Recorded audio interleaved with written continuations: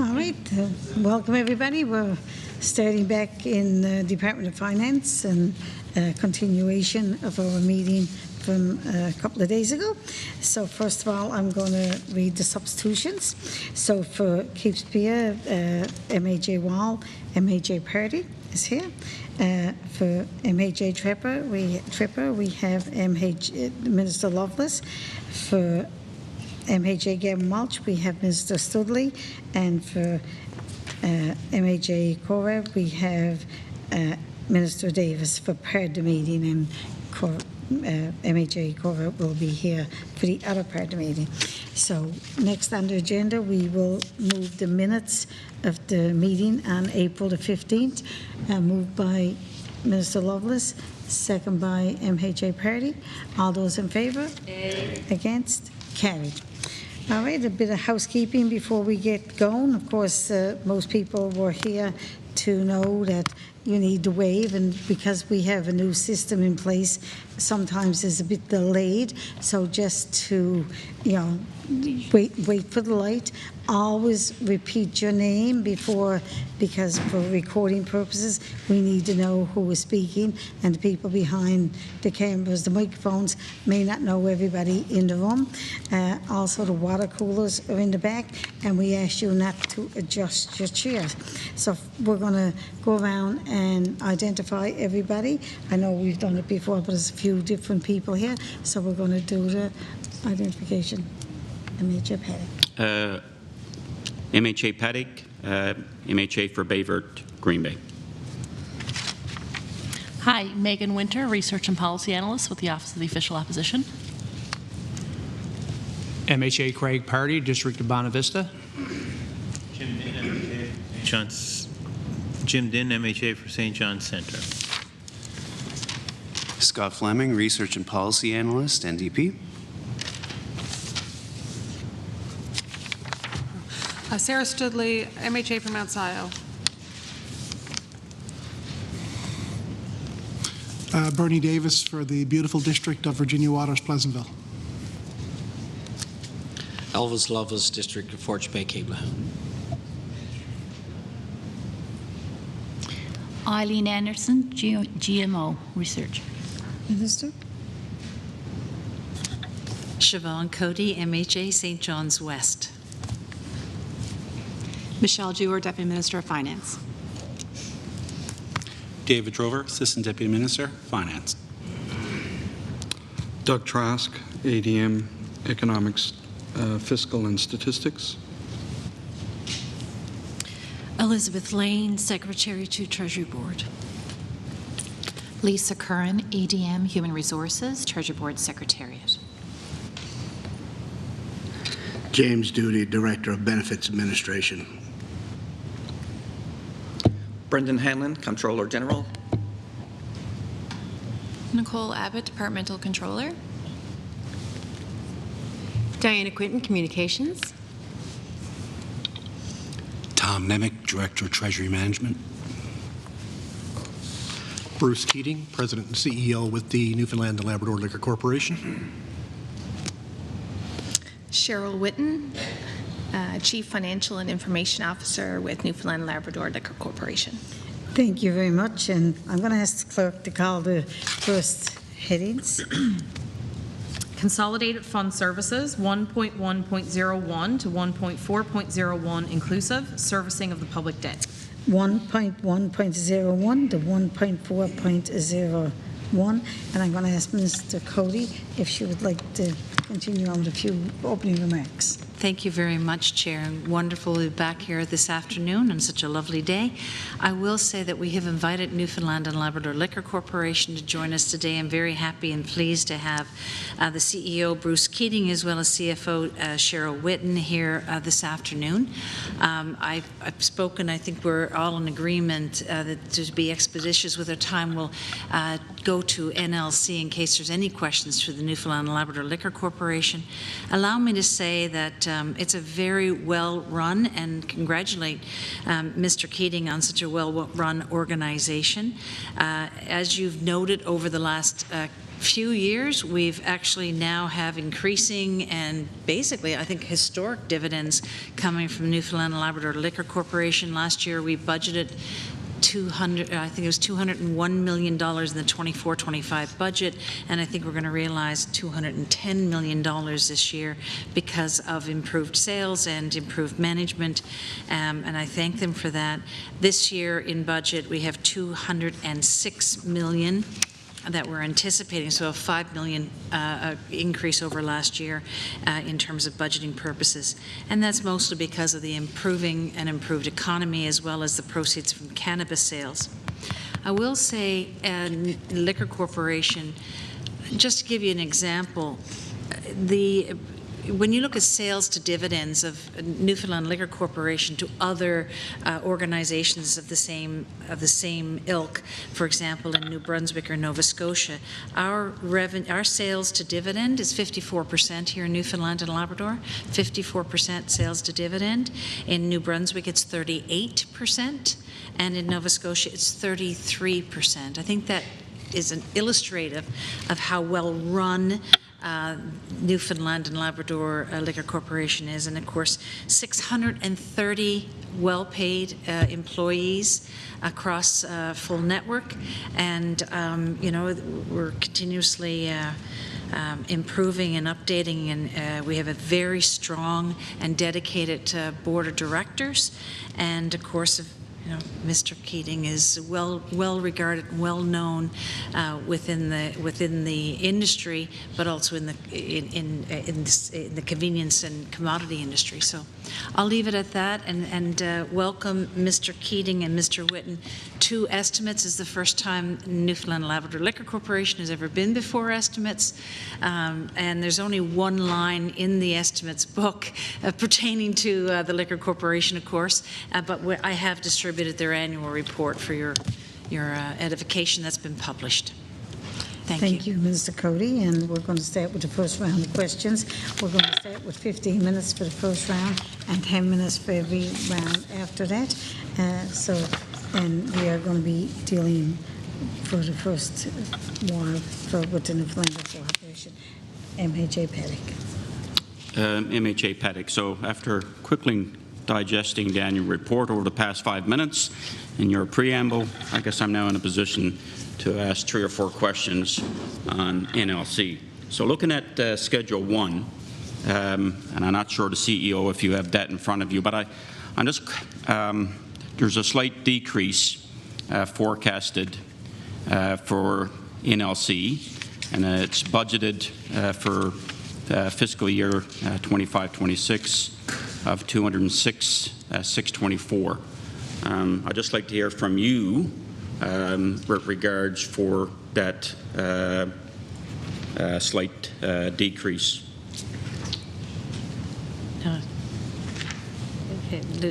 Chair? Siobhan Cody. Allow me to just say a few words in that. As I indicated in my opening remarks, last year we budgeted 201. We came in at 210, and that was their dividend because they had increased sales, which was excellent. So we've budgeted for a $5 million increase this year to 206 from the 201 last year, with hopes we might have a very good year again, but I will turn that over to the CEO.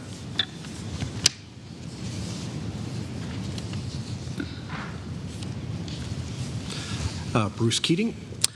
First of all, thank you for the question and the opportunity to be here, because I've been with the NLC now for 5 years, a little bit beyond that, and it's the first opportunity to come and do this, so thank you very much for that. In terms of the Schedule 1, the revised number for 2024-25, in fact, there is a revision of that. That should be 210,674. So it's a smaller drop from 210 down to 206. And that kind of reflects, like I say, this past year has been an extremely good year in terms of weather, in terms of special events that took place over the course of the year.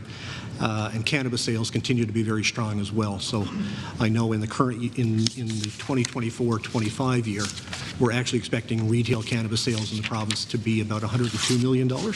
So that's actually stronger than what we anticipated, and will be the first time that has exceeded $100 million in a fiscal year. And there are some variations kind of year to year, but and there may be timing differences at times, but generally, like I say, the earnings of the NLC will be approximate to the dividend that gets paid over time. So if I look over the past 4 years, our earnings would have exceeded what we had budgeted by about $15 million, and our dividend over that time exceeded our budgeted dividend by about the same amount, by about $14 million. So give or take some small differences. Like I said, we've had a good year this year, and as a result, we've kind of paid a larger dividend to government.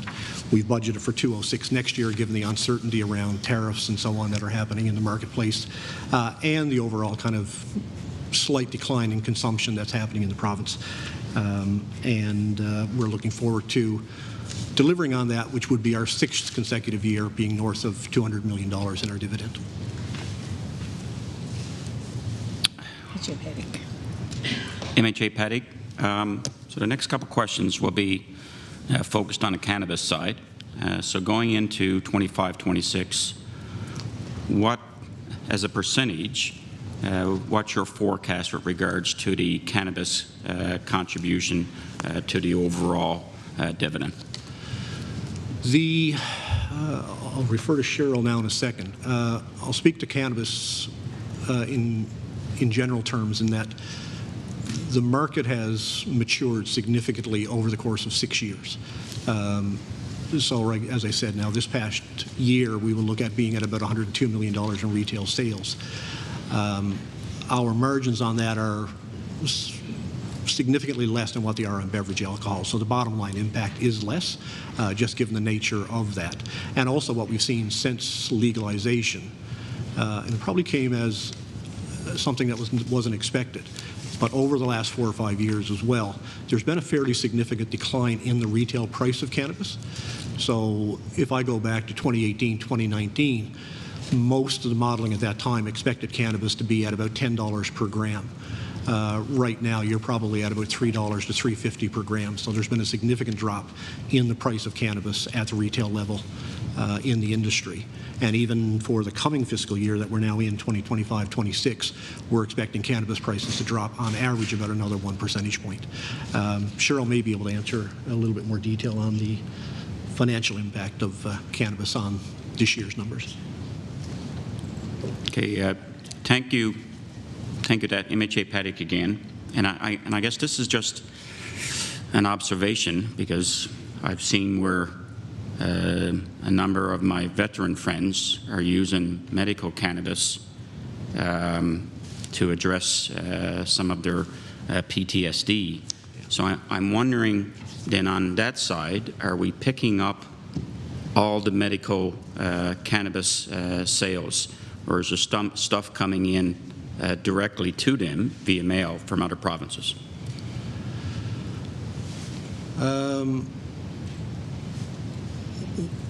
Our responsibility for cannabis is for the recreational use of cannabis, not for the medical use of cannabis. So that would work through medical channels, through prescriptions and so on. So that wouldn't be covered by the sales that we would be reporting to the NLC. So a potential market opportunity there. Okay, I'll switch now to on the alcohol side. So this comes back to the budget and the $1 million plan to increase wholesale discounts for restaurants, bars, and lounges. And I'm just wondering then, with regard to that wholesale discounts, what's the, I guess, amount or percentage being planned per entity? Sorry, can you say that?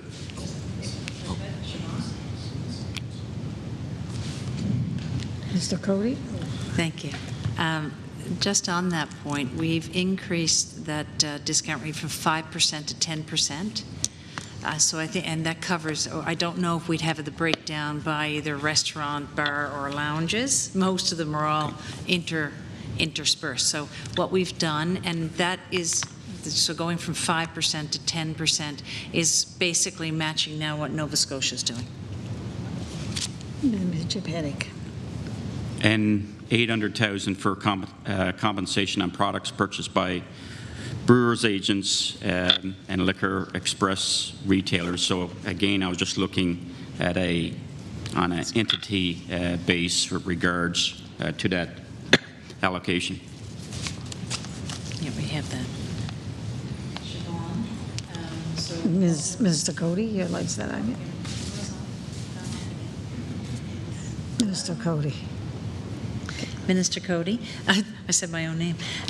So just for the brewers' agents, that would be a total estimated impact benefit for brewers' agents.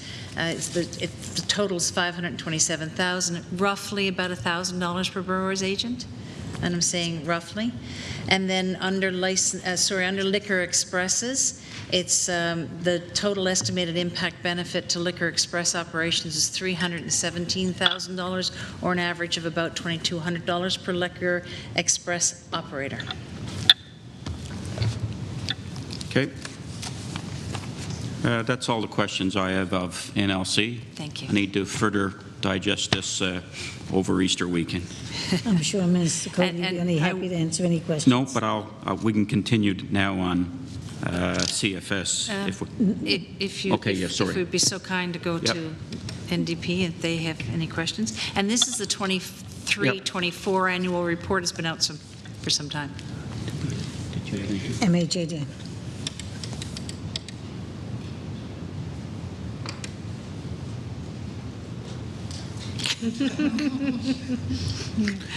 Thank you. Just a question, I guess, not so much on the annual report, but as going forward with regards to the effect of, I think, the impact of the tariff. And I know I walk into liquor stores, the American products are not there, and that's fair enough. I'm just looking at diversifying and how is the NLC managing with that? Still wait. I'll do the.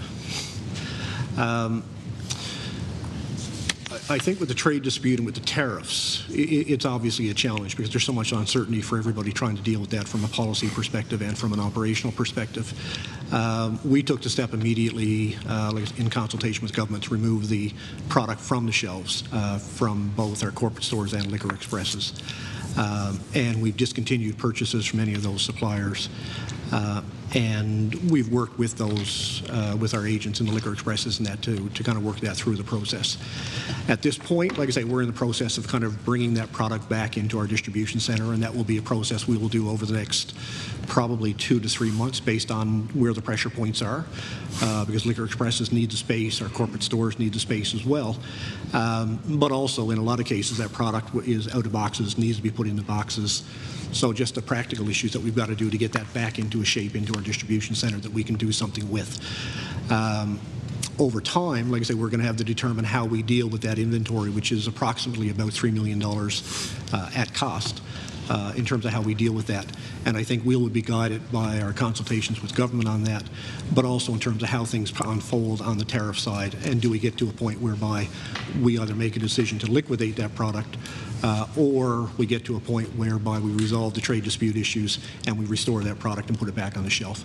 But in the meantime, our category teams have been working hard to reset the product categories so that they don't have U.S. product in it. And we've been doing that with a greater focus on locally produced product here in the province, including rock spirits, which is operated by the NLC. But also, like I say, we've been supportive of the campaign to buy local and buy Canadian, as we've done that as well. So if you go into our stores, you'll see promotional programs, you'll see things on the digital screens which are supporting local and supporting buying Canadian.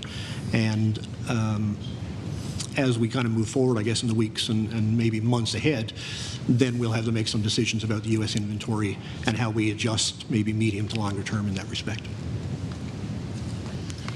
Thank you. So just to follow up on that, and a couple of things with regards to, I guess, the diversification, bringing in other products, and you've sort of addressed it with regards to bringing in local products. So there's an opportunity here for local producers and so on and so forth.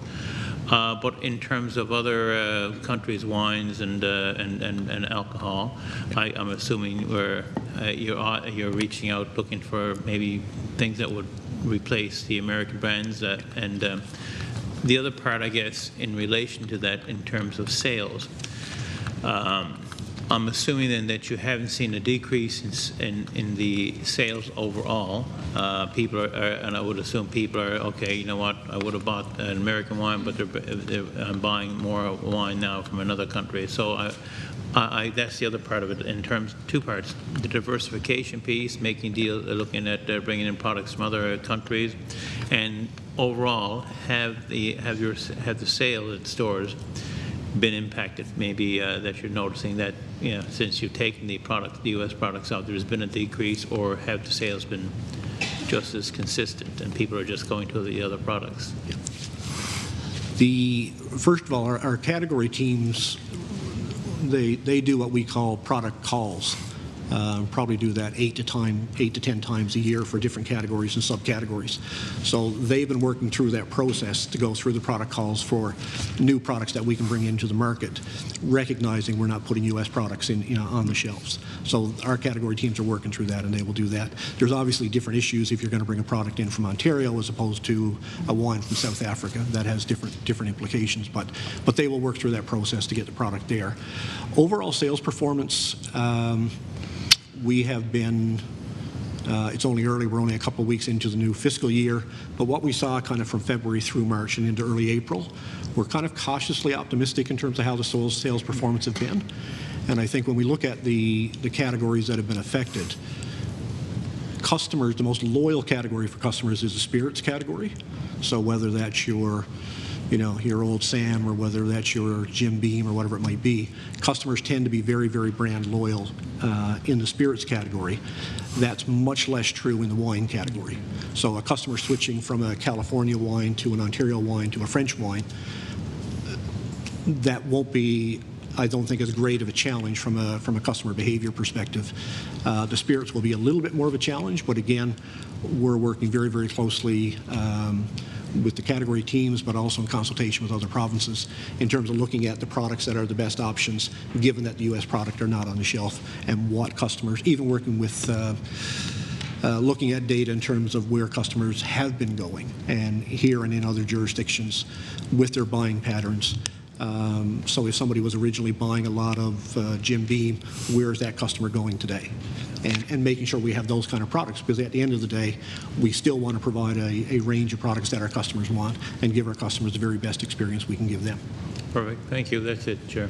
Thank you very much. That's it for that. Okay, we're going to continue on with We're excused? With the headings. Thank you, everyone. 1.1.01 to 1.4.01. I want to thank the staff from the Liquor Corporation for coming, and we will continue on. MHA Patty, questions. All right, so my questions now switch to loan guarantee statutory, so 1.2.01. So on the revenue provincial, can the minister provide a list of which organizations were charged for their guarantees last fiscal year, and how much was charged to each? Siobhan Cody, certainly it's mostly hydro. It's a fee paid by hydro. There's a small amount by Fogo Island Co-op. I think it's less than $15,000. Like it's a very small amount when you compare it. The rest is Newfoundland Hydro. 15. Yeah, it is 15. I just wanted to make sure memory served. That's just the cost of doing business. It's kind of just a letter of the line of credit guarantee. Yeah. Okay, are there any new loan guarantees being considered by Cabinet at this time? Yeah, that's it, though. Yeah, just the one that was announced in budget, the restaurant loan guarantee program. Yeah, but I'm not aware of any others. Okay, so highlighting that one on page 25 of your budget speech, will businesses be charged for that loan guarantee? So that the nuances of the offer have not yet been detailed, but in a general sense, No, we don't do that for example, the fisheries loan guarantee either.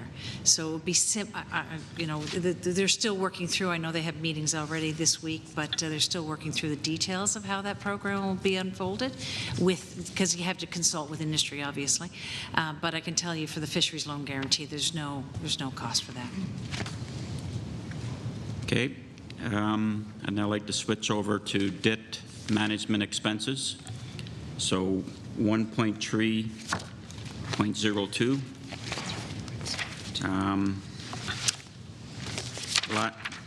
Last year, 1 million was budgeted, but only 100,000 spent. Can you please explain how savings were achieved? Thank you very much. We do investment relations clearly. That's very important. We've been to, I think last year was Quebec, Toronto. We've been to London. We went to British Columbia, Western Canada. So there's a number of places that we visit investors, and it's very important because we find that we can then borrow from them. The investors are keen to meet with the minister and meet with the team to hear more details. It's not unusual for that to come in lower than anticipated in terms of transportation and communications costs. I don't know, Tom, is there anything we need to add to that? Generally, a substantive amount is budgeted, but we're pretty frugal when it comes to the spending of it. That frugalness is appreciated, especially with travel. So on that note, given what was spent, I guess, last fiscal year, I'm just wondering with regards to why $1 million is being budgeted again. Oh, yeah, okay. Sorry, I want to confirm with my team. Only because we're looking at broader programs. So, for example, I think we mentioned here on Tuesday, we're looking at the Asian market, the Australian market, and that will then require us to travel those long distances. It is I'm going to call it, when you look at this, is a pretty standard amount that they budget in this particular category. But we don't spend it unless we must. Anything else you want to add team-wise? No? Okay. Okay. Again, it's the significant budget variances, of course, looking at it from a managerial accounting perspective. So the next one is professional services. Last year, $2 million was budgeted, but only $1 million spent. Again, looking for an explanation on the variance. Mm-hmm. Just what is the explanation of variance? Go ahead. Michelle Dewar. Less than anticipated fees. It's good. Michelle Dewar. So we had less than anticipated professional fees in the borrowing program last year, and I think the minister did mention we were looking at a U.S. program. So that obviously has been on hold, so we didn't spend that money to establish that U.S. program last year. So that's the reason why there was less spent. Siobhan Cody, thank you. I would say that we are anticipating setting up other borrowing programs, so you want to keep the same amount there. If you don't spend it, great. But last year, as the Deputy Minister indicated, we were setting up a borrowing program. We've halted that. And when you're setting up new borrowing programs, of course, you have to use all the professionals, lawyers, professional services that are required. You'll also find money under here, for example, for professional services like S&P and Moody's and DBRS, are found in these categories as well. Major Petty. Okay, we'll switch down to 1.4.01. Loans and advancements to government entities. Can you please explain why the on-lending program to Newfoundland Hydro is and its purpose? Thank you, Siobhan Cody. It's basically cheaper for ratepayers for the government of Newfoundland and Labrador to do the borrowing, and that is basically the bottom line of it. We're trying to save as much money as we possibly can. The government of Newfoundland and Labrador can borrow cheaper than the entity, and therefore that's why we do it on their behalf. We work very closely with Hydro, and as you know, Hydro has a you know, expending requirements like they're upgrading Beta Spare and others that go through the Public Utilities Board, but we do the borrowing for them on lend. Anything further from my team? No? When did this program begin?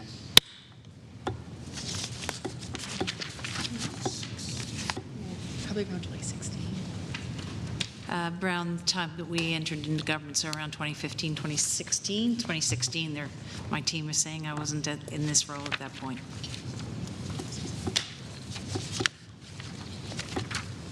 Okay, we'll come over now to pensions and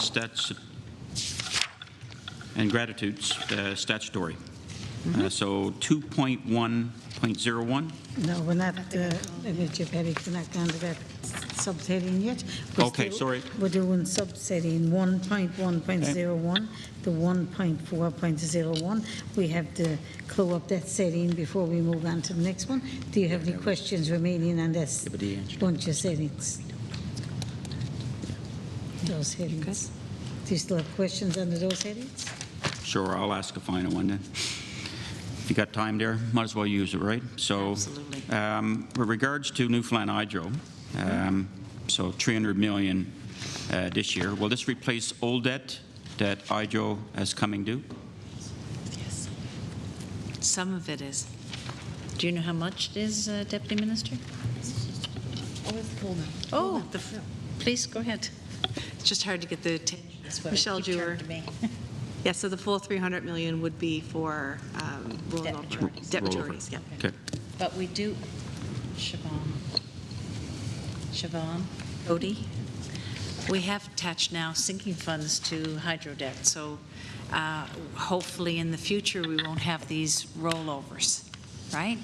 The whole idea of attaching, and this is all part of our, you know, financial responsibility plan that we put in place since within the last couple of years, is we really we want to be able to pay off debt rather than roll over debt. Everybody would like that. Okay. Excellent. On that section. On that section. MHA Dean, do you have any further questions? No. I will ask the clerk to recall the subheadings. 1.1.01 to 1.4.01 inclusive, servicing of the public debt. Shall 1.1.01 to 1.4.01. I'm going to thank you. All those in favor? Against? Carried.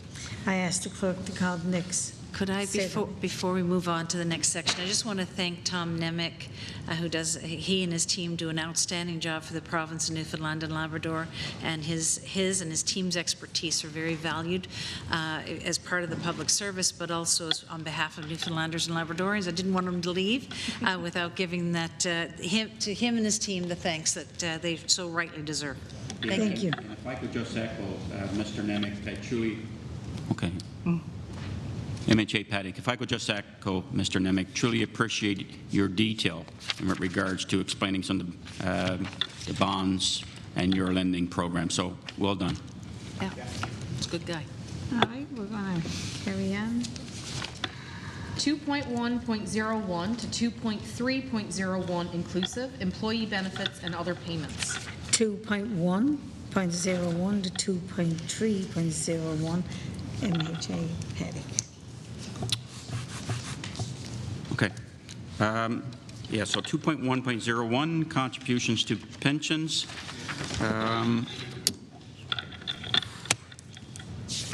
Is there a plan to make changes to the Uniform Services Pension Plan to allow it to be fully funded? Thank you very much for the question, and I will say yes. It is something that we are discussing. We're concerned about that it's only about 25% funded, so it is something that we need to discuss with our colleagues and with unions to see how we can improve that, as we have done with the Public Service Pension Plan, as we've done with the Teachers Pension Plan. And I'd be happy to kind of give you how funded they are. So the percentage of funds surplus for the PSPP, and I know that Mr. Din would be interested in this as well. The PSPP is 102%. The TPP, and I know Mr. Din's going to be interested in this, is 116%. And then you have MHAs is 132%. PCJPP is 148%. MUN is at 90%. For a total overall of about 98%. So overall, we're doing well. It is the Uniform Services Pension Plan that we will have to work with our unions and our colleagues to see how we can improve that. How much is going into that pension plan this year for uniform services? I'm just turning to my team. I can tell you overall what the net assets are, but do you know how much is going in this year? You got to say your name and raise your raise your hand. James Duty. Yeah, I can tell you that I don't have the specific contributions. I can tell you what the net assets and surpluses. We generate our annual financial statements, and they do go online, so they're published. But I don't have the exact number right here with me. Okay. Certainly can get it. Yeah, that would be lovely. Siobhan Cody, thank you. Just let me tell you how many, I can tell you how many active members there are, so that might help you. Under the Uniform Services Pension Plan, there are 684 active members and 966 pensioners. I think that gives you a good view, doesn't it? Yeah, it does. Into the challenges, I think, with that particular fund. So we'll be working with our colleagues and to get that one straightened out. You may be interested, I think you would be, Mr. Paddock. There was a promissory note provided to the Public Service Pension Plan. I'll tell you it's over $2,189 million now, and for the Teachers Pension Plan it's at $1.6 billion. So you will see in the finances of the province, of course, we have to pay that every year. Roughly about 323. Is it 300? 323. 323. I knew I could stagger it. 323 million. Appreciate the detail on the other pension plans and overall status. Like I said, the reason I asked about the uniform service is with regards to overall risk management and the potential risks for as well and to them as well. All right. I'll move along to 2.2.01. Ex gratia and other payments, non-statutory. Last fiscal year, 24-25, 124.9 million was budgeted. I'm aware that some of this could have been transferred to other departments as needed. So of the 124.9, how much total was spent, and could I get a list of departments that it was transferred to? So that certainly, I'll be happy to give that to you. About 100,268,800. So 100,268,800 was transferred to departments. And as you know, this is to help, for any type of severance or retirement benefits, any collective agreements, anything of that nature. So I'll run through them. Do you want them in detail? Yes? Or we could get it separately. We don't. Well, I can give them to you. The health HCS was 67,488, 300. Justice, and this would include like the RCMP, the Provincial Court Corrections, 16,986,500. Education for teachers payroll, 8,783,800. How about if I just copy this and send it over to you? I will have that's to fine. do this. That's fine. Okay, Yep. You're okay with just? Yep. Do you want me? I Yep. could read them, but Yep. I can No, just give them just, to you. Okay. I will get my team to do that for you. Yep. Just by way of explanation for the record, ex gratia is basically a block funding budget for things like severance payout, unforeseen retirement costs, negotiated salary increase funding, and it's transferred throughout the year to the various departments as required, and usually the actuals are lower than what we've budgeted, but you'll see a slight increase.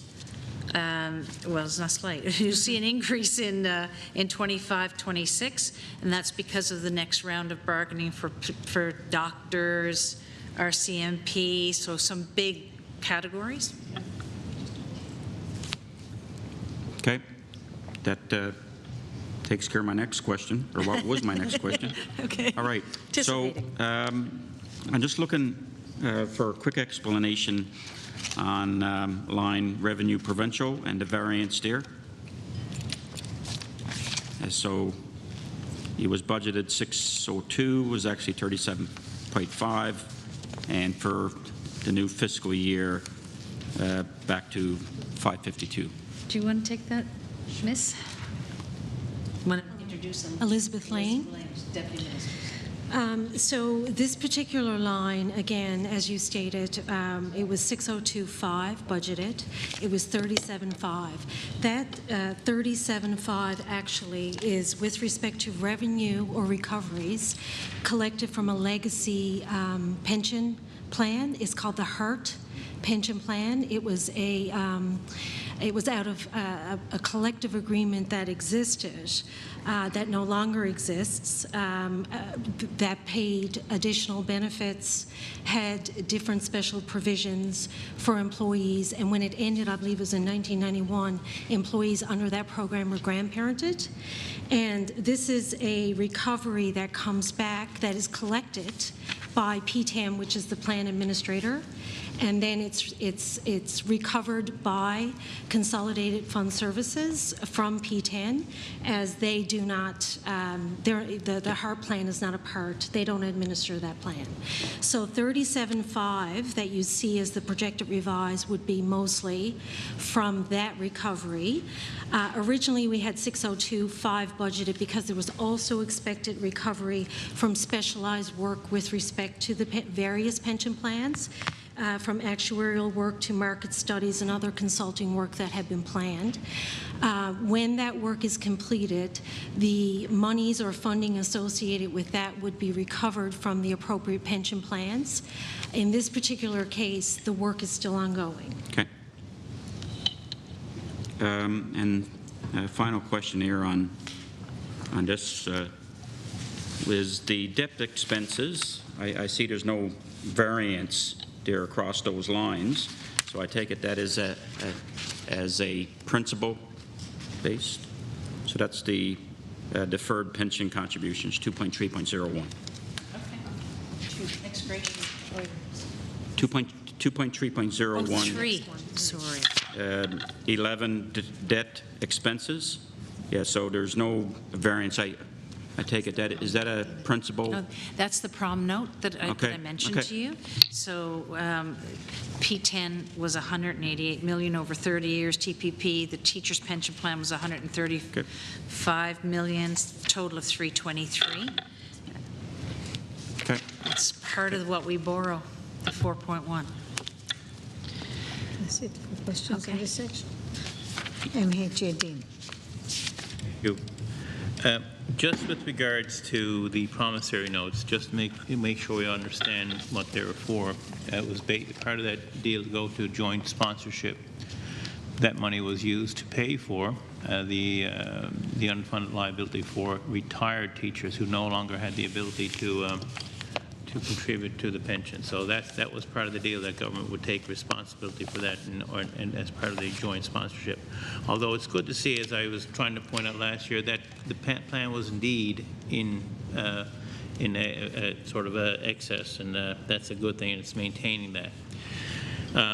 Good management, good joint sponsorship agreement. Well done, sir.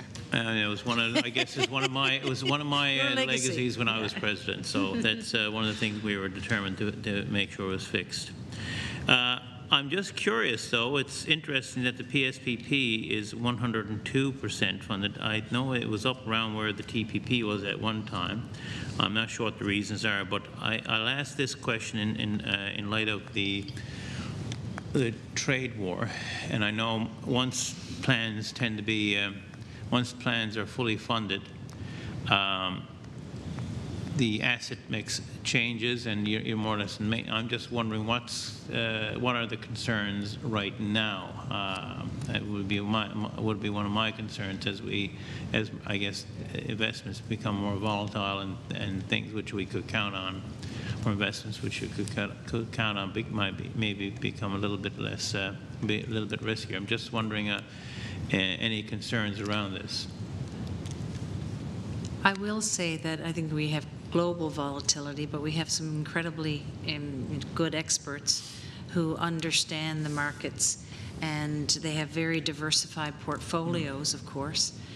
So while I'm concerned about the global context, even with diversified portfolios and with global context, I'm not hearing any concerns from board members at this point, or that there's an overall volatility. But you can expect, I mean, as our own portfolios are being impacted, I would imagine the other portfolios are being impacted. So there is, we do have some good experts that are working through this, but we do have multiple investor managers and service providers that are monitoring this, and we have good board members, as you're aware, on these on the joint management board. So yes, I would think they'll be impacted. To what extent, we'll have to monitor and see. Okay. And I guess I come at that from the concern, because at some point, right now we're at 116%. It's pretty, seems good. Pretty secure. I guess at some point, just as once it reaches a trigger here, it's either an increase in benefits such as indexing, or a reduction in premiums. But it can go the other way to an increase in premiums on both sides to cut in benefits. And I'm assuming at this time, I don't know, like. The contingency, I can't see it tanking, and I don't want this to be out there as somehow figured that pension plans are in dire trouble, but I'm assuming there's going to be contingency plans. And I do say one thing that we made sure of, I can only say about the teachers plan, is that we made sure we had the best the people on it, and that it was strictly free from any political influence on either side, whether it's the NLTA or the or government. Out of curiosity, the MHA's plan was 132% funded. Yep. I have to ask the question: how did that happen? Because because for many years I don't know if was there a sudden infusion of cash, more people died off than we expected, because I know that was one of the plans that was severely underfunded at one time. I'll probably ask James to speak to this, but I will give you that that it is we did make some changes back in 2016, 2017, I think. I can remember I was here at the time, and they were pretty impactful. We only, we're not. It is not a golden, big parachute in that pension plan. We get about 2.5%, and there's been a wage freeze, of course, as we all know, as MHA has been a huge wage freeze. But it is well managed. And I'll turn, James, is there anything you want to add to that? Jim Duty. Yeah, I guess when it comes to the register portion of the plan, that's where we get the funded liability, or the register plan is, as you know, that when people make over a certain level of income, that doesn't go into the registered plan, and that has to be accounted for separately. Mm-hmm. So that becomes the supplementary plan. Okay. And that's funded directly out of consolidated revenue. But when it comes to the registered plan is doing well. Yeah. Siobhan Cody, just by context, there are 40 active members, right, the MHAs, but there are 69 pensioners. So it's not a very big plan, right? There's only, 113, I think, if I do my math quickly. So it's a pretty small plan, but it is well funded at this point in time. And if I may, then the supplementary plan, then would that be underfunded? I would assume that's a bit smaller than the registered plan. And the other question related to that, I'm assuming then that the contributions on both the employer and the I guess not the employees, but the MHAs are now sustainable amounts. Well, remember, I think it was back, and I'm going by memory now, either 16 or 17, they rolled it back, it was 3%, and it rolled back to 2.5%? Yeah. Yeah. I'll let James answer. Jim Duty. Yeah, so I guess there is when you look at the total of the registered and the supplementary plan, there is obviously a shortfall.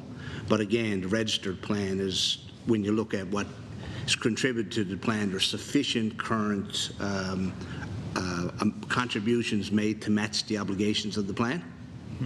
Okay, so there's no unfunded liability or anything like that, correct? In the registered plan. There is? No, not in the okay. registered plan. That's what I thought, okay. 2.5%? I'm just curious, because I know teachers at one time accrued at 2.2. Yeah. 2.22. That was many years ago. We lost that. And I'm trying to remember the rationale at the time. I was just if they were offsides with the CRA, but anyway, it went down to 2% accrual. I don't know what so it is it's today. still able to. Plans could accrue more than 2.2%, or depending what they want to pay into it.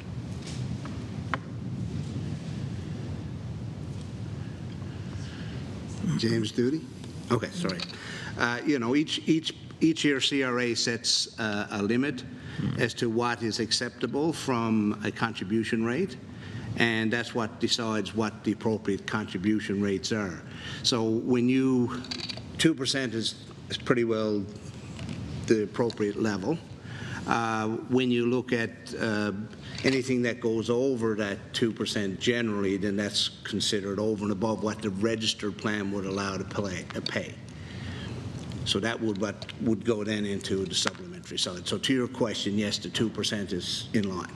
Okay, and then but the 0.5 then is from the supplementary plan. Yes, okay. Correct. Okay, that answers the two questions on that. I'm just wondering here, how many under the pre-1949 special acts, about how many people are currently collecting from pensions under this category? I'm assuming here in this case, one of them I know personally would be my mother, a survivor. Oh, is she? Wow, that's nice to be able to put a face to this. If it's to do with the railway and that, because that's my father, she would have the survivor's benefit from that. Well, we're very happy to hear that, because we speak of, there's 12 recipients. 12. So I'm very happy to know your mom is one of them, so that's good. But there are 12 recipients. I ask every year so that I could put a face to the kind of... But this will go to survivors, so she has survivor's pension. Yeah. Interesting, just 12. Just 12. Just 12, right? Yeah. That's it, thank you. That's it. Thank you. I'm going to ask the clerk to call. No. Yeah, at least you have no more questions for this section? On contingency, treatment, are we? You will not go on Not this. 3 yet. I'm asking clerk to call those subheadings, please. We call the subheadings. 2.1.01 to 2.3.01 inclusive, employee benefits and other payments. Shall 2.1.01 to 2.3.03 carry? All those in favor? Against? Carried. Good job. I ask the clerk to call the next set of headings, please. 3.1.01 contingency. 3.1.01. We will start the question. MHA Paddock. MHA Paddock. So several questions here on contingency. And I guess to start, looking back at 24-25, last fiscal year, I was wondering if it's possible to get a list of the transfers and the amounts. Sure, it's only one transfer, so I'll give it to you. It's children in care. For that entire 22? Yeah. Well, 21 of the 22, we dropped the other million. Okay. Yeah. costs of children in care are skyrocketing, and it's under review as to how we improve from a management perspective, but it is, that's why we had to put some more money in that category this year as well. Okay, so this fiscal year, you've indicated a contingency of $200 million, well, I guess essentially associated with tariffs. Have any departments made any application for any of this money yet? No, we have not determined how that money will be spent. It's best for us to understand and from the community, really, from the business community, from the unions, if workers are impacted. But at this point, where we haven't heard of major impacts, we are monitoring it constantly. We don't want to allocate that money unless it's necessary based on tariffs. So we're being very responsible and prudent on this, and of course, watching to see how or if tariffs will impact. You can recall at the original sign that this was going to happen, we were very concerned. I'll use the fishery, for example. We were very concerned about the fishery. That hasn't seemed to play out. So we haven't allocated it. I think it would be responsible for us to find out what impacts there are and then make the determinations, rather than make a determination and have to change it at the, after the fact. And if we don't need to spend that money because we're not seeing any direct impacts, then we won't spend it. Minister, so on that note, will you commit to public notification as any amounts are drawn from that contingency amount? We normally table, don't we, the contingency amount after the fact. If there are expenditures, you would hear them because we would announce an expenditure. So that would be normal process. Earlier this week, Minister, you indicated that the $200 million that's booked as a contingency was not included in the deficit. No. It is included in the debt, but not the deficit. So because we don't know if we're going to spend it. So I'm just looking at things then overall. So given where we've been with Children, Youth and Family Services, I know an additional allocation was there, but given the track record over the last few years, then there is a strong possibility that our in-year deficit could actually be a certain amount higher. There's a reasonable probability of that. If tariffs and the impacts to workers and to businesses occur, and we feel as a province that we need to support businesses and workers because of tariffs, then yes, we would spend the money that we have in contingency. Generally, what we do for when departments have impacts, like we've seen with children in care, we have gone to the department first to see what savings are in other categories. Because as you appreciate, and I know you appreciate it, there are appropriations, and then sometimes they have to go to Treasury Board to move funds from different appropriations. They might be low in one category of a budget. You know, you're very familiar with how that occurs. So that will be the first role, is we would check internally to see. If, for example, children in care, and we're working very closely, I can tell you that Treasury Board's working very closely with children in care. We're trying to right-size that budget, so we've given them additional money this year. We're trying to work on some, improvements to the management of the system, so that we're not spending as much money, in certain areas. So we're hopeful that they will be able to manage their way through this. All things being equal, if we don't spend it, it will have no impact, right? Yep. But if we do have to dip into it because of tariffs, we at least have it, we're prepared to do that. I think that's just prudent at this point in time to have that money available should something occur. We hope it doesn't. My final question here, I guess, is overall with regards to in-year controllership and on-ramping and off-ramping. So we're 2 weeks, and this is all with regards to risk management. So bear with me for a second. So we're roughly 2 weeks into the year. Brent is lower than what we forecasted. The dollar is a little bit higher, and I know there's going to be variations, and it's a volatile time. That said, you know, my quick mental math, we're already astern a station by about $7 million.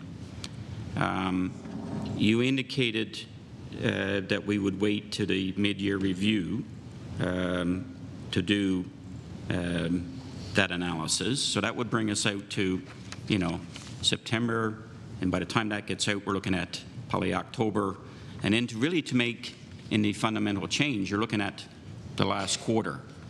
So, you know, I guess my question, and, you know, we could also have a significant situation where you could see a spike in oil.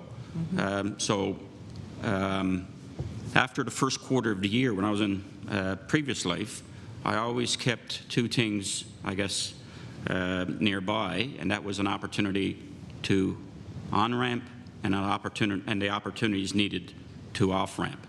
So I guess that's my question here with regards to in-year controllership with regards to where things are tracking.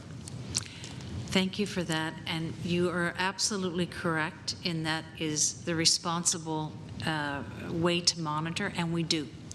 So we monitor, as you can appreciate, I'm surrounded by very competent and incredibly talented individuals, and we monitor this constantly.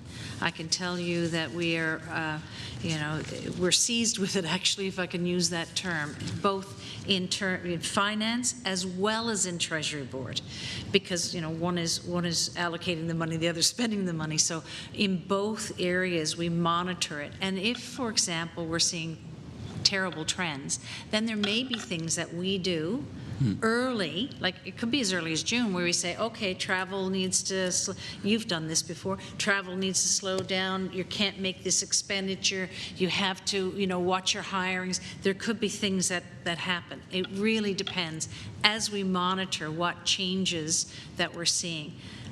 I refer to the fall fiscal update. That's the public face, but internal to government, we're always watching the bottom line and making sure that we can afford. Otherwise, we, you know, if we're overspending, we have to come back to the House for supplementary supply or more borrowings, which is never easy to do.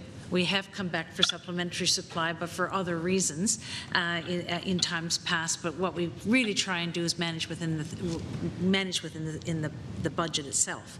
And so you'll see if, you know, if all of a sudden we're seeing not good trends, then we will ask departments to slow down spending, slow down, you know, travel, to slow down what they're doing so that we can manage the budget appropriately. I like to use the term cut the cloth to suit the garment, because, you know, kind of we've got to be careful how we're spending the money. Yeah, and that was the, I guess, the reason behind my question is because there is a great deal of uncertainty risk right now with in-year fiscal management. Okay. You're done for this round. MHAD. No questions? No. I asked the clerk to recall the subheadings. You're done. Thank you. 3.1.01 contingency. 3.1.01. All those in favor? Aye. Against? Carried. Shall the total carry? All those in favor? Aye. All those against? Carried. Shall I tell a report to consultancy funds? All those in favor? Aye. All those against? Carried. Before we move it to the next, I just want to Siobhan Cody. Yes. I would like to thank the incredible hard work of the Treasury Board team, the Comptroller, and as well as Mr. Doody for the efforts and work that they do every single day that guide us. So thank you very much. Yes, thank you all for coming, and we will continue on with the Department of Finance. Can we take a 5-minute meeting? Okay, why don't we take a 5-minute break? And Good timing.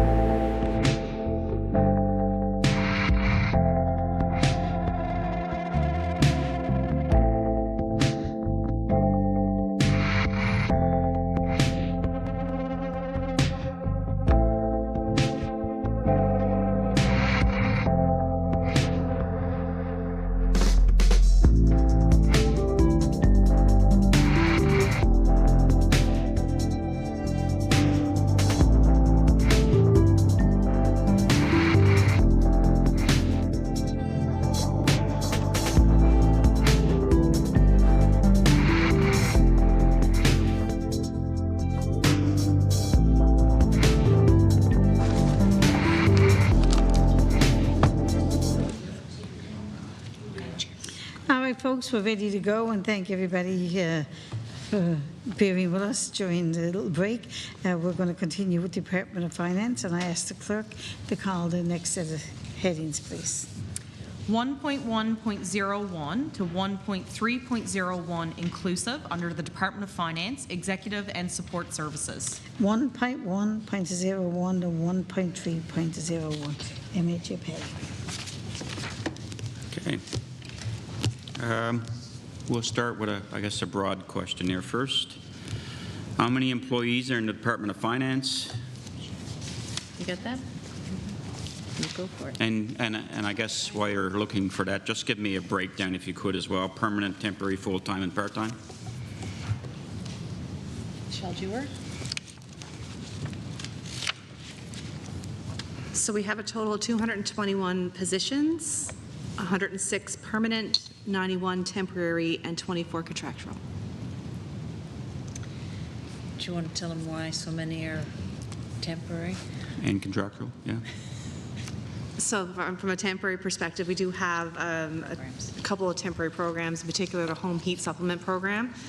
So they would be temporary employees.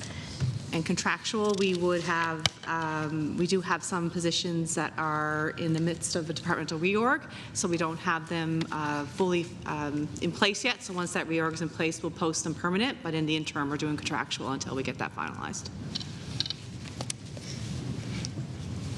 Okay, and some of the other estimates, and there was budget allocations for this fiscal year where the ministers and officials said they couldn't give the detail on why there was an increase in spending. So, for example, in justice for supplies for the RNC, the MHA for Abermain was told that the discussion was still ongoing with the RNC commissioner on how the increase in budget would be spent.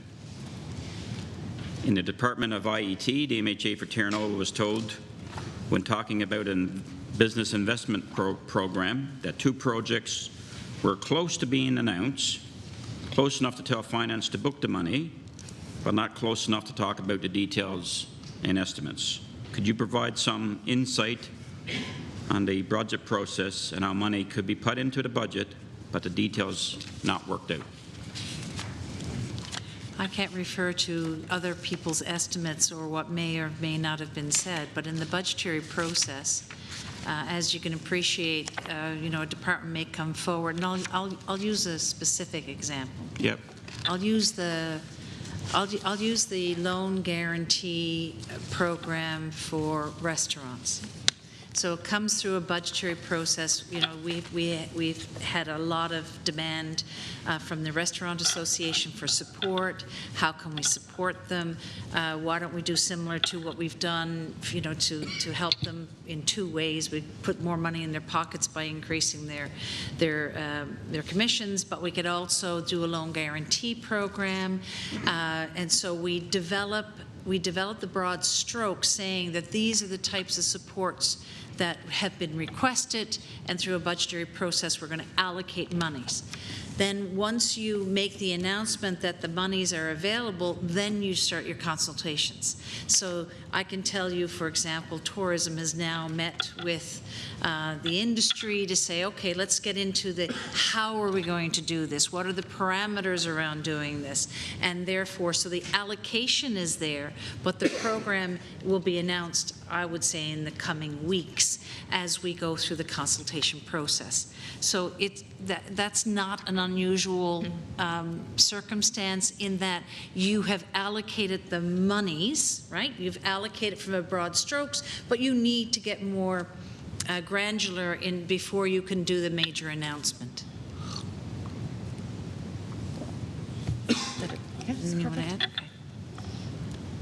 Okay, how many people claimed a physical activity tax credit for 2023? Just looking back, I guess you would have, because they're still filing. They're still filing for.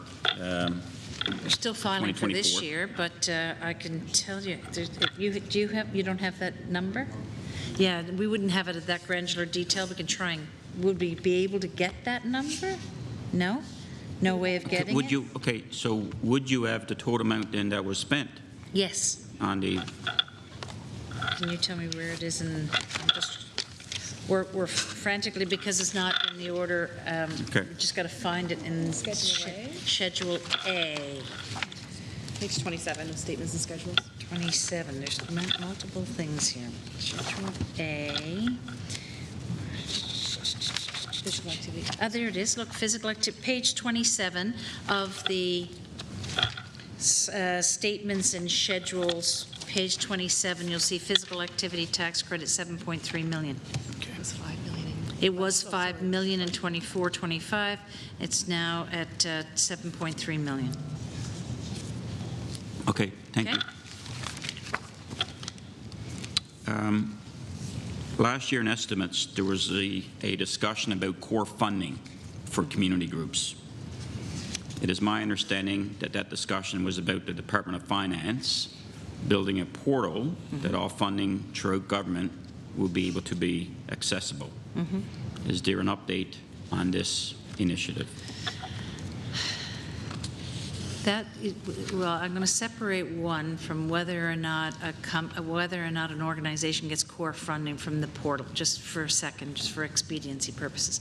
So what the attempt here is that instead of various organizations having to go through multitudes of departments, which is the current system, what we think would be valuable is if we have one portal and then have deputy ministers come in and assess if there's project funding for them, right?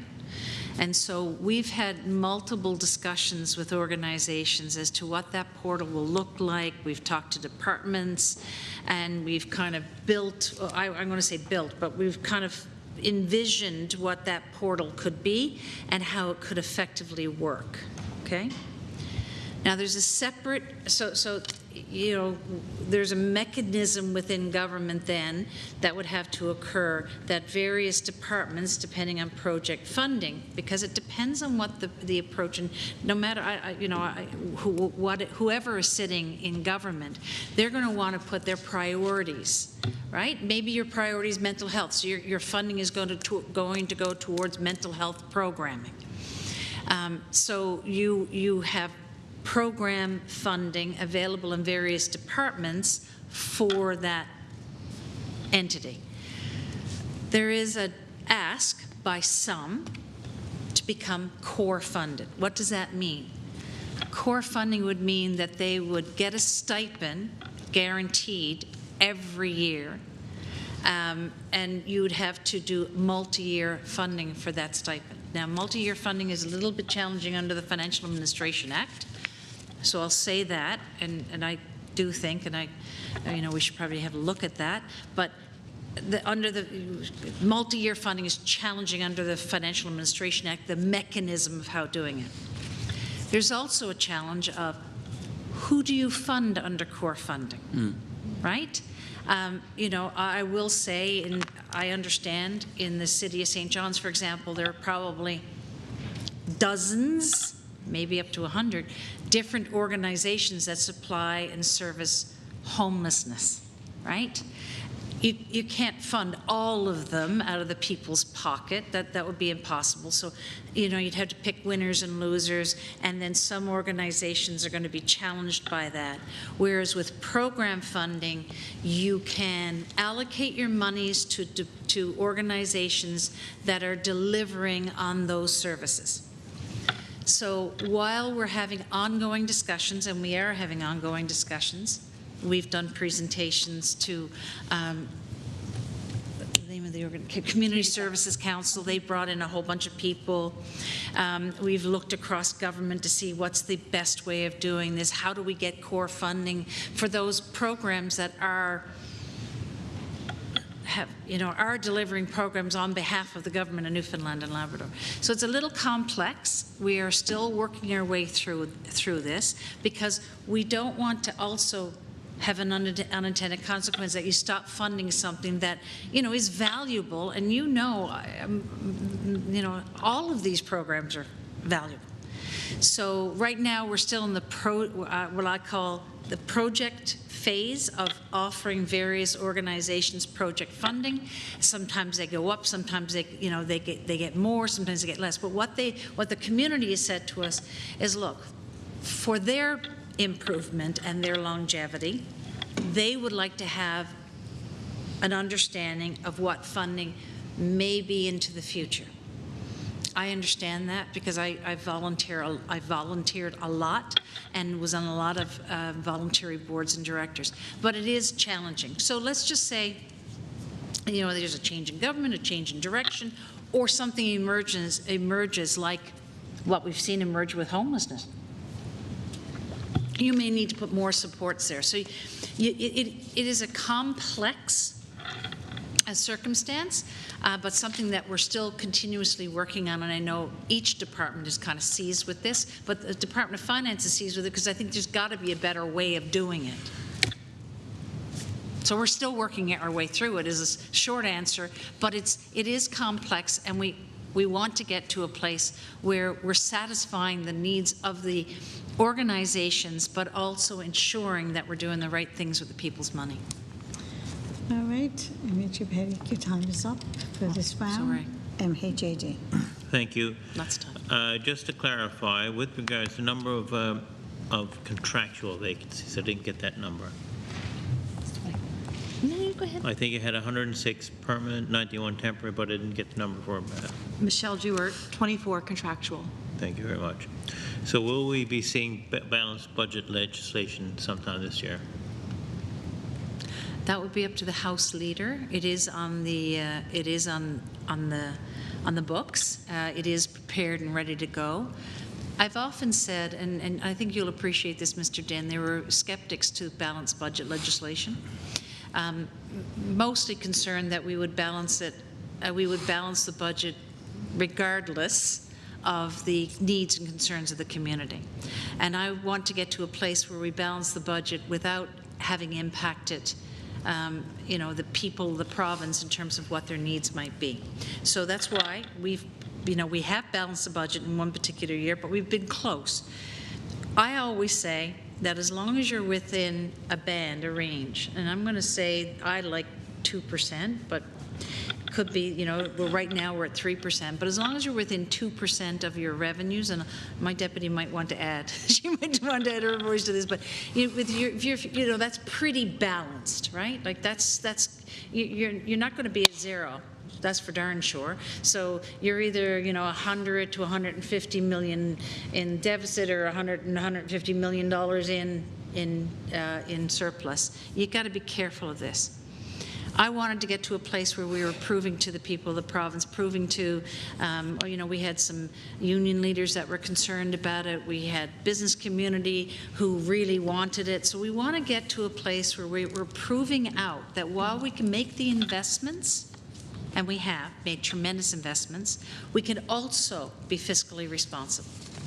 So this year in particular, I will say we are about 3% of revenues in deficit. I would like to see that a little bit lower, but I also know that it is not the year for us to make either changes to what we're doing to help with the cost of living, because we're still, people are still having that cost of living, and we needed to make some strategic investments, and I'll use education because I'm looking at an educator, but we needed to make some investments in education. I think they're both very important and smart things to do.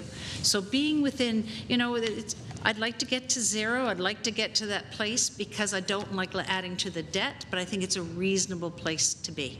So whether or not the House Leader brings it forward this year, I think we're getting very close to that point. Like, as you can see in the fiscal forecast, we can get to a place of balance, and I think that I've been speaking to the bond rating agencies about this, and we can get to a place. We just have to make sure that when we get there, we understand how to manage our way forward from that. So short answer is we're prepared to bring it forward. It's up to the House Leader. But the reason why we haven't brought it forward to this point is to prove out that we can get to a balanced budget, and I know we can get to a balanced budget, and being very responsible. Because adding to that debt, we have a big debt. We've got to start making sure we pay it down. Thank you. So, in light of that explanation, and also I think you acknowledged in the budget speech the fact of the times in which we live, would you agree then that that it would be reasonable to work towards a balanced budget, but unreasonable to bring in legislation? Because legislation would lock you in and give you at least this way you now have this flexibility to address the issues. The other thing I would argue too is that while in trying to solve a deficit, the financial deficit, fiscal deficit, you can also create a deficit in terms of infrastructure, supports, and so on and so forth. So someone pays for it, and I look at the people. That's where I'm going with it. So I come from an organization where the NLT we balance our budget. And made sure that we're in the black, but we also determined what were the priorities as well. Make sure that we were looking after our members as well. So, not that I'm averse to the whole notion of balance, but it comes down to as government is not a business in many ways. Completely agree with you. Government is not a business, but I will say to you that there is a discipline if you have legislation that is not there if you do not. And I'll use the future fund as an example. Having the discipline to put away a portion of non-renewable revenue and making sure you have that. I think this is very responsible. The bond rating agencies, the banks, investors are all looking at that and saying you're being very responsible by taking a portion of that non-renewable revenue. Notwithstanding we're borrowing from it, we still make a spread. But I would think that we should get to a place where our intention, and it is a known intention, to get to a balanced budget. Notwithstanding, there are times and occasions when you have to ensure that you are making investments in people and making investments that because of a particular circumstance. In the legislation, that could be outlined. In the legislation, you could say that you could have, I'll call it a bandwidth, where there may be a number of years where you do not balance your budgets because of a particular circumstance like COVID or cost of living or something, but that you will come back to being balanced. Again, it's signaling the discipline. You just told me that the organization you were involved with, NLTA, balanced their budgets, and they did it with purpose, right? Yep. And I think that government needs to have that purpose, because I can tell you it's easier to spend money than it is to not. And you have heard in this House of Assembly over the last week the demands that are out there. Everybody would like more money, not less. So the demands that are out there, if you have that fiscal discipline, and making sure that while you're satisfying and ensuring the strategic investments are there, but at the same time making sure you're also very fiscally disciplined, I think is a good balance. Thank you. How much in dividends did we get last year from Newfoundland and Labrador Hydro for our offshore equity? Do you have that? There's no dividends from Hydro. Go ahead. Michelle Dewar. Didn't know if we had it broken down. Michelle Dewar. For the current year, 24-25, yeah, so no dividend. There was no dividend from Hydro. They would have used those internal sources for rate mitigation in particular. Okay, thank you. What initiatives have taken place in the past year as a result of the review of the Independent Appointments Commission Act? Here, I'm sorry. I didn't hear the question, sorry. I'm sorry. What initiatives have taken place in the past year as a result of the review of the Independent Appointments Commission Act? Oh, okay. We talked at length about this on Tuesday. Sorry. If you've got the answer, that's fine. We can go on. Oh, no, I can tell you. All the, I can just go off the top of my head. Everything that we've been implementing the report on the Independent Appointments Commission. David I'm trying to remember his last name, sorry, it's out of kilter for me. Let me go back and, David Conway. David Conway, as you know, did a review, and we've been implementing his strategic report.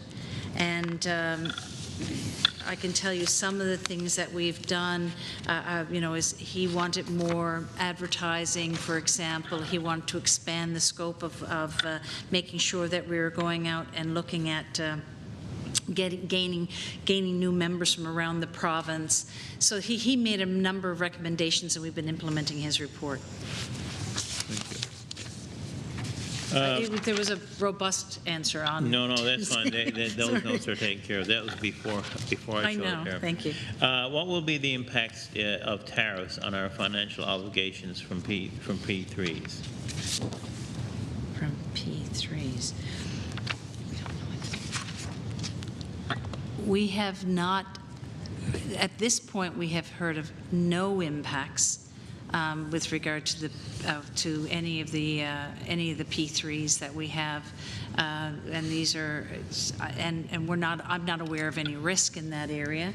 I'm looking at my finance team, and nor have we heard from Transportation Infrastructure of any. Thank you. And how much did the HST holiday cost the province in the end? And I guess, have you approached your counterparts in Ottawa to see whether they will cover some of that cost? Absolutely. It cost approximately $70 million. That's between 60 and 70. Yeah, it's between 60 and 70. I just don't have the number here. Between 60 and 70 $million, and I have absolutely, and so has the Premier been in discussions and negotiations with the federal government to help us offset that amount. Thank you.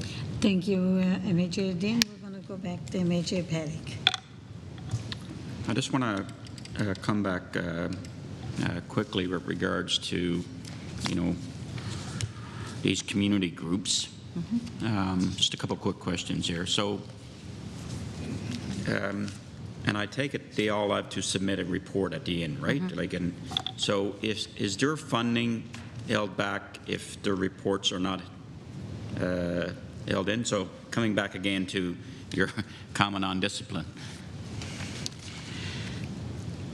I can say that departments work with these community groups. Some of them are more sophisticated, if I can use that term, than others. And you don't want to create a circumstance where a very important community organization are held back from delivering the services that are required because they haven't submitted a report. I will say that under the new accountability framework that we've put in place, we have community groups now have to sign up and sign that they will provide those reports. But I will be honest enough to say we try and work with these community organizations. Some of them, as I said, are more sophisticated than the others, and a report can be manufactured and provided. But some others don't have that. We need a little bit of leeway. But overall, yes, community organizations fall within our accountability framework, and they have to sign off on that. And yes, they have to submit their reports and provide analysis and details as to how they fill their contractual obligations for the money they received. Okay.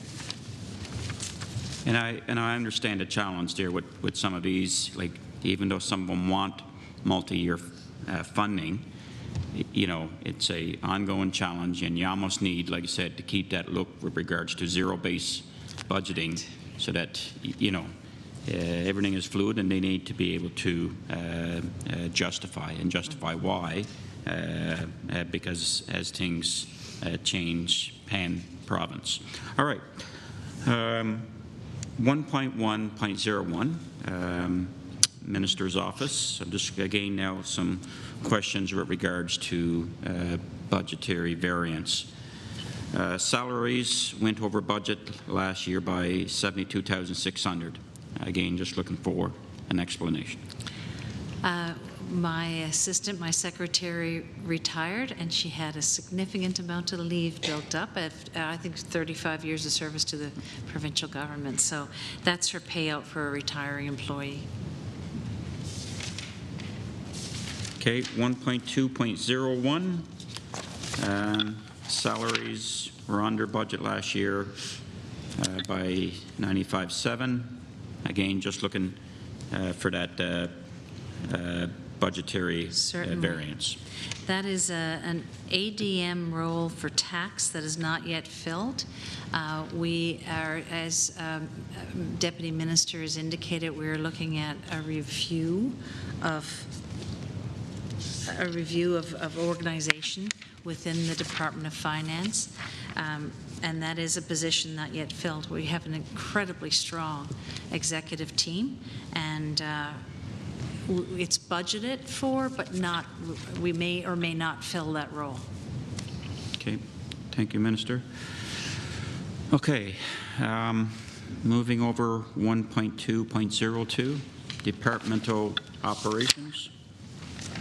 Again, I'm going to look at some varied budgetary variances, managerial accounting perspective. So start with salaries. Kind of look for some information with regards to the variance in the salaries line item. You see this from time to time when you're back here again next year at 1202.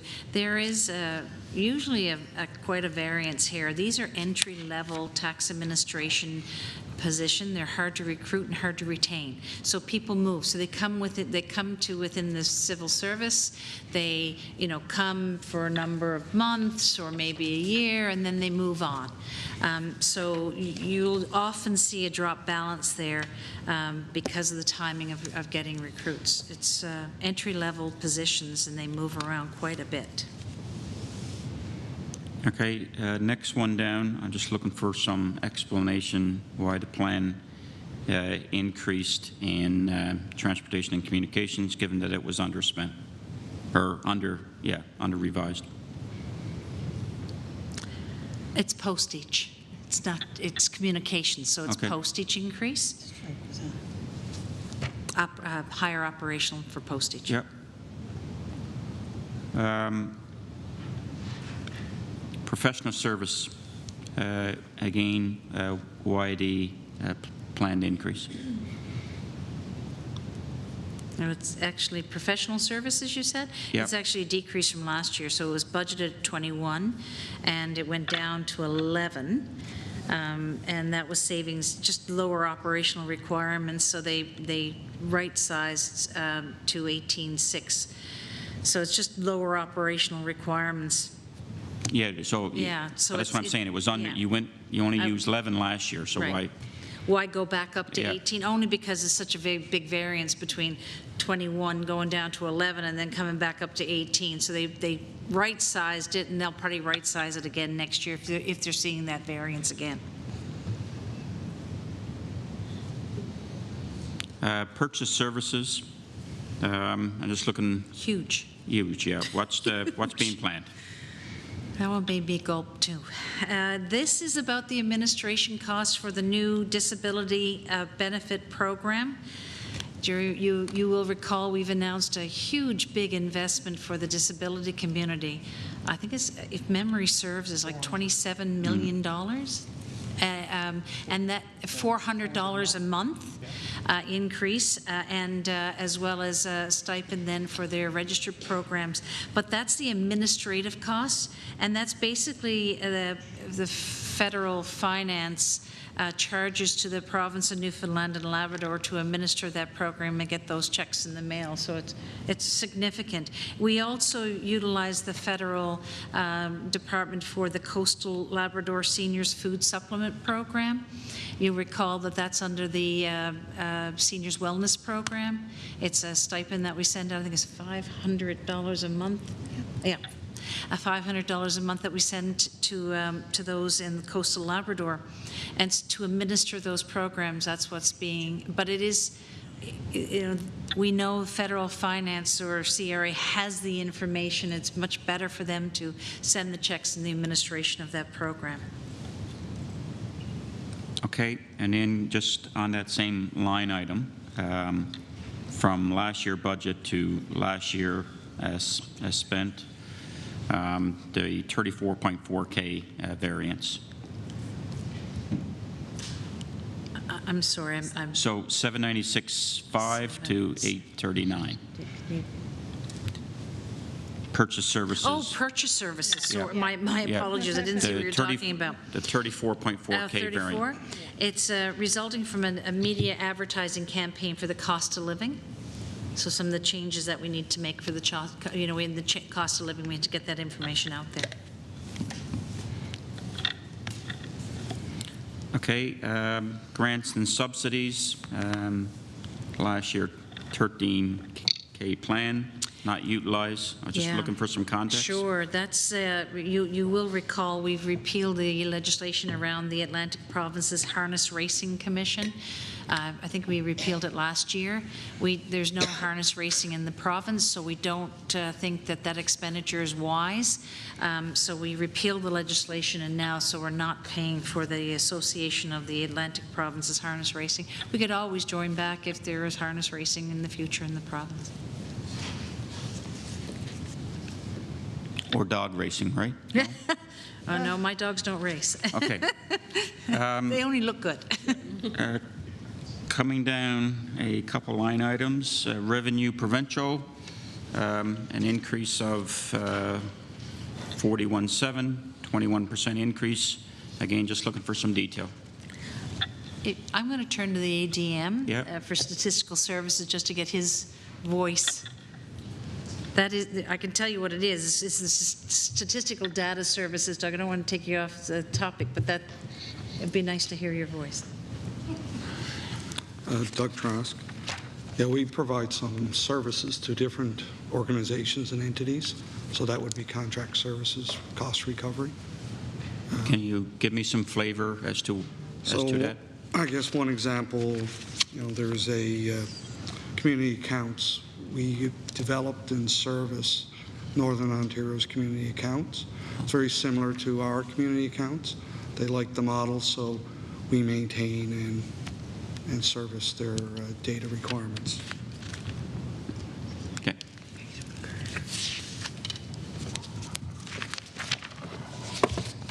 MHA Din. MHA Din, St. John's Centre.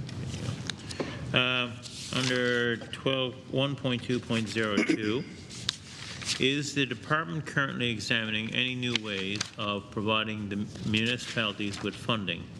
And are there any initiatives on the horizon that will to allow municipalities to raise new sources of funding on their own?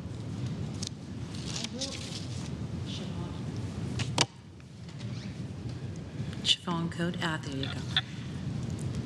Certainly the municipal and provincial affairs would be dealing with municipalities around the province. I have heard, as you know, we've increased the municipal operating grants. That was announced in last year's budget and the year before's budget, and we've increased them significantly. But there have been discussions, I know, because municipalities have advised me that they would like to consider other ways of raising money. So that would be a conversation that they would be having with municipal and provincial affairs. Thank you. 1.3.01, government rebate programs. I'm just wondering how many people received the home heating supplement last year? So approximately 20,000, I want to make sure I'm giving you the right details. Supplement was available. Do you know you got to go there quickly. Okay. This is the applications. This is the paid amount, right? Okay, you can say it. And so in 2024, there were 20,000 applications received, and 18,700 were paid. So sometimes people put in an application, it might be, not appropriate. Like some people put in for home heat that is not covered by the home heating supplement, like electricity, for example. And so we might have received an application and not been able to pay it, but 18,700 people received it. Thank you. So we had that rebate on the electric heat too. We could have paid it as well, eh? Well, we do have a rebate. It's not a rebate. We subsidize through rate mitigation the cost of electricity, right? Okay, so of those 20,000 or the 18,700 that you paid out, I'm just wondering, any feedback as to whether it was enough, or people still ran out of oil, or any feedback on the program about the amount that you would give? No, I think it's overall well received. I mean, it is a stipend. It's not, it is an assistance of up to $500. So it is an assistance for people to help with their home heat. But I think as MHAs, we all know of individuals who still struggle. And if I had just on these, and I would assume that many of the people who received it last year are probably people who received it in years past, I would assume. Is there any discussion with them, or saying, look, maybe there's an opportunity here to look at ways to convert to, like whether that's heat pumps or whatever else? And I fully realize, of course, that comes with it the ability to pay the upfront cost. And there are a tremendous number of programs available to assist with that. I can tell you over time what we're seeing is a decrease in the number of people who are requiring this service. So I can only assume that some of them are converting from oil to electric. Okay. And yeah. No, appreciate it. Perfect. That's it for me. Thank you. That's it for questions. And Patty, do you have more questions? Oh, yes. So 1.3.01, government rebate programs. What I'm looking for here is an overview of what programs are contained in that budgeted amount. Certainly, the home heating supplement program that we've been discussing, that is one of them, as well as the Coastal Labrador Seniors Food and Heating Supplement Program. I think that's the only two.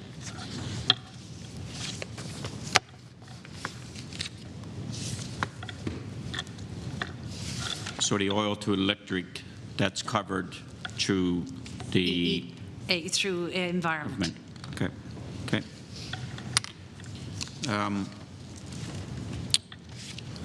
So as a fairness to staff, you said 91 staff, temporary staff, are assigned to these two programs.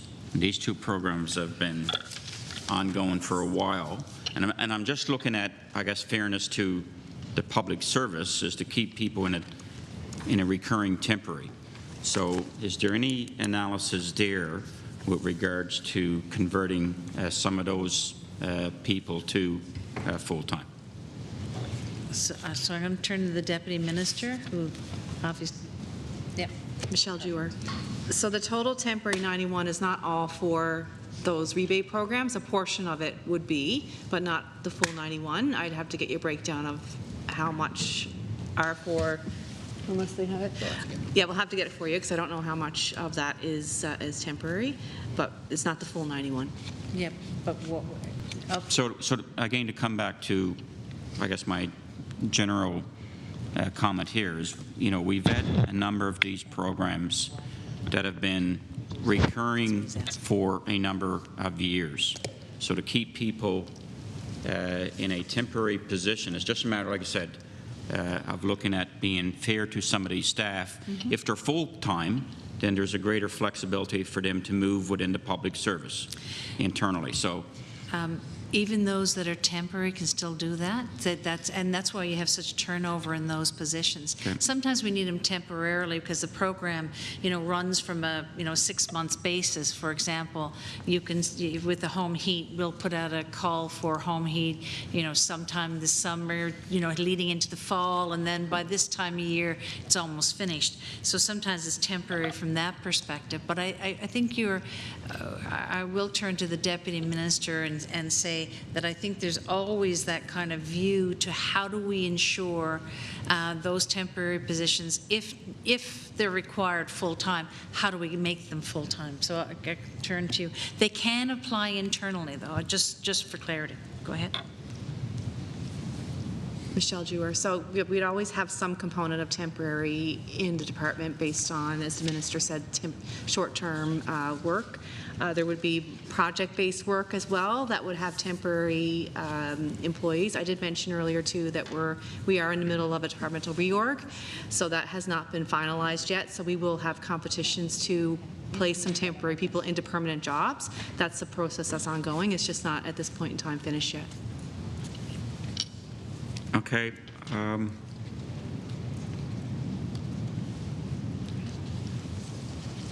Oh, yes. So, all meeting, let's say the fuel supplement, how a number of residents view it. So, there is a variation across the province. So, has there been any in the actual price, right? So, and then particularly Labrador. So, has there been any consideration of then looking at, I guess, a regional variance with regards to that supplement?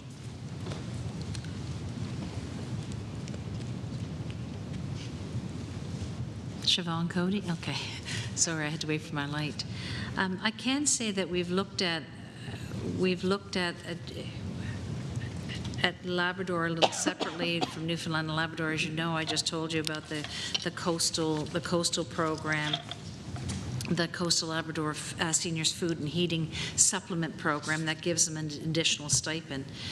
But across the variance across the province, no, we have not gotten into that kind of, segmented view. We've put the stipend the same across the entire province. If it's something that you think it would be valuable, I don't know how. Just from an administration perspective, it might be only small numbers that would get, $50 more or whatever. But if it's worth looking at, we can certainly do that. Yeah, and the reason I asked that is based on what the PUB does with regards to the max for fuel prices at the retail across the entire province. So that's broken out regionally, and so shouldn't I guess be that difficult to have some slight variance with regards to potentially giving a rebate. It's just a point in time. So what we would have to do is say, put a section. If you look at regions across the province, what I think you're suggesting is, I'll say in the Northeast Avalon be 500, in Central it would be 550 based on, it's something that we could certainly consider over time. Yeah, and that's just because of the actual cost based on what the PUB is defining as max pricing. All right, I'm going to pass to my colleague from Bonavista for a question or two. Party. Just one query, and one, I know I certainly appreciate the in-depth answers and the knowledge. I think you're probably even competing sometimes to answer because you know your stuff, and that's great to view from here on the sidelines. This is one question that I brought up before in the House of Assembly, and I just wanted to bring it up now. I mentioned before on the CD Howe Institute's rates, budgets across the country as well as the federal budget, accessibility, reliability, and timeliness are the three probably themes that they look at. And the genesis, I guess, of their doing their analysis is the interpretation of the budget for the average resident. For someone to look and be able to glean the information that we want to be able to present to them, and I guess with a degree of clarity. And I know sometimes we sit in our caucus, and you might struggle sometimes with interpretation, and you might even listen to the questions that we ask, and you will say that then it's an understanding of it. So the question would be, and I only have that one just for curiosity, is that we weren't rated very high. I think the latest one, C-, we were with the federal government, and PEI may have joined us this year, whereas last year I think it was just us and the federal government. I think Doug is probably acknowledging. Can you speak to that as to what it is to drill down that we're not doing? So we're making more and more effort to try and raise our score, if you would. Yeah. That's why in the last number of years, I'll just use this as an example, we tried to get our budget in by the end of March. right? Because that gives us 2 points. Trust me, I'm seized with that 2 points. You know, we were April 9th this year. You know, there were a few unusual circumstances why we were, but you know, my goal is to get those. I think it's 2 points, isn't it? It's 2 points by the end of March. So it's pretty subjective. We were only a week out from that. So it's pretty just to get those 2 points. But here's what we've been doing. So we've broken out. So the budget speech is quite long for a purpose. It's not because I like to hear myself speech. It's to give as much detail, even though sometimes it's a lot of detail in a budget speech. But people can walk away with the budget speech, and it's pretty plain language. We do all the different breakouts. For example, I'm trying to remember what they're called. Those sheets. Fact sheets. We do all the different fact sheets. And the reason is you can pick up a fact sheet that talks about health, a fact sheet that talks about education, and it's just very simplistic, but very simplistic bullet language for that purpose, right? So we've also done things like the statement and schedules. We've broken them out and made them as comprehensive with more details up front. And I want to congratulate both David and Michelle for doing that. This is relatively new. And, from breaking it down and having it separated out from the estimates book. So we're making best efforts to ensure that we are trying to be as clear and as plain and as comprehensive as possible. We also do, brochures to send out to people, just with the detail, trying to make it a little bit more simplistic. And of course, everything's on websites. We do shareables, we do television ads, all to make it a little bit more user-friendly. Thank you, Ms. We're going to keep working on it. Okay. Oh, maybe David would like to say something. David Drover, thanks for the question. Actually, CDHO report has been a bit of an ire for quite some time, from my experience. It's been what? And it's there's a lot of history to CDHO, and how they do their evaluation. There's also much to learn in comparison between the various jurisdictions and the true differences that exist that are not evident from the CDHO report. We continue to provide feedback to the organization as to how our budget and our public accounts documents meet those criteria, but they failed to listen to that feedback. Oh, that's fair enough. No. Thank you. Your time is up. MHA Dean, did you have any further questions on this topic? You don't? Would you like another? I've ever heard said. MHA Party, would you like some more time? No, that's good. You good? Thank you. Good. MHA Petty, do you have any more questions on this topic? That's good. No, that's good. All right, I ask the clerk to call the subheadings. Recall the subheadings, please. 1.1.01 to 1.3.01 inclusive, executive and support services. 1.1.01 to 1.3203. All those in favor? All those against? Carried. I ask the clerk to call the next set of subheadings, please. 2.1.01 financial administration. 2.1.01 MHA Petty. 2.1. I can go to MHA Dean and come back to you if you like. Yep. MHA Dean? No questions? No question. MHA Petty, whenever you're ready. No, I'm good. Oh, Right now. MHA Petty? Right now. Great. I totally missed that. I got so focused on the CDL. Me too. MHA Petty. Look, I'll just give you the Coles Notes version. This is where the federal money, the federal government program money comes into our budget. We reallocate it out to departments. The only the little bit of variance between 24-25 and 25-26 is the gender-based violence program. So it's pretty straightforward. MHA Petty. With that, I guess, and with the possibility of a federal recession, if you look at where things are tracking, do you forecast any risk to any of the transfers this fiscal year? It's a very good question.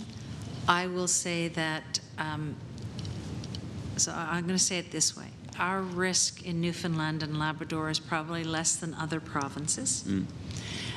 We're exposed by about 20% to the federal government. I can compare that to New Brunswick at 38%. But at this point in time, we receive, I think it's in December, we receive a letter each year that outlines what we can anticipate from the federal government, notwithstanding any new program or something of that nature, but in a general sense, what we can expect, for example, in social transfers and health transfers. So we know with some certainty in December of each year what we're going to receive, and that's what we utilized in the forecast. So it's kind of a commitment on behalf of the federal government, but we don't know if there's going to be programming changes or things of that nature. And they're using Stats Canada for a lot of their numbers, right? So that's all, yeah. So we're not as exposed, and we have some surety into what we are expecting to receive, but we don't know what we don't know at this point. Yep. That's good. Major Panic, That's good. you good? Yep. All right, I ask the clerk to call the headings, please.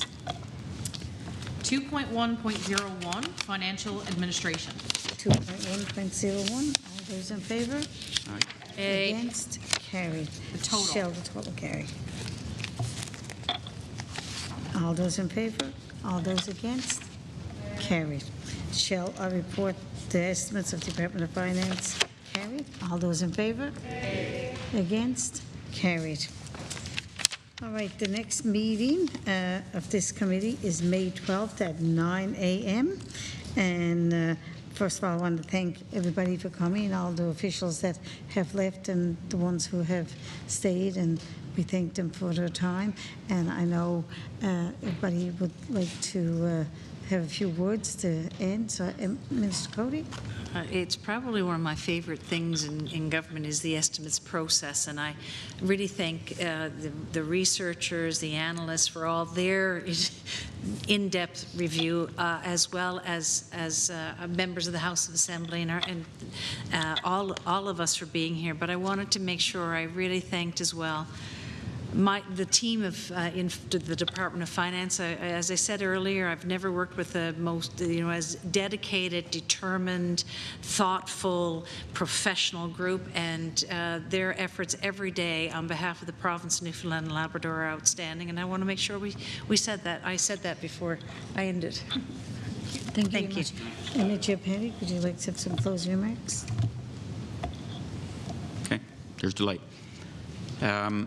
I just want to thank, again, Minister and your officials for being here and the detail that was provided, particularly, when we were in period 13 and also period 1.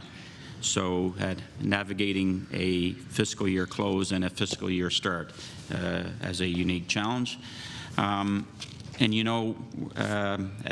we're in a period of significant volatility, and I think some unique challenges on the Department of Finance. I truly appreciate that. But also, as I said to the ADM TRAS, there's also some unique opportunities as well with regards to some of our resources. So full speed ahead. M.A.J. Dean.